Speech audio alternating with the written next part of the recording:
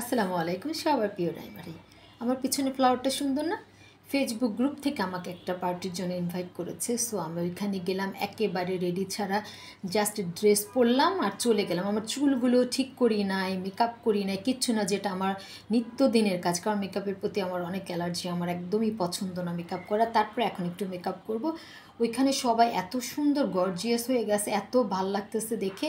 So আমি ভাবলাম আমি একটু মেকআপ করি, একটু লিপস্টিক দিব, একটু ফাউন্ডেশন দিব, একটু আইলাইনার দিব, একটু কাজল দিব, তারপরে দেয়া যা যা থাকে করব। তারপর আমি ফাইনাল লুকটা দেখাবো, আমার ফেসটা দেখতে কেমন লাগে মেকআপের পর। এখন দেখো মেকআপের পর আমার ফেস লুক। পার্টিতে সবাই বলছে রাইমা রাই হচ্ছে পার্টির মধ্যমণি, বিকজ সবাই আমাকে অনেক আদর করে। আমি তাদের থেকে অনেকই ছোট ছিলাম, তাই প্রোগ্রামের মধ্যমণি ছিল রাইমা রাহি। আর রাইমা রাহির সম্পূর্ণ সাজ সৌন্দর্য শুধুমাত্র তোমার জন্য।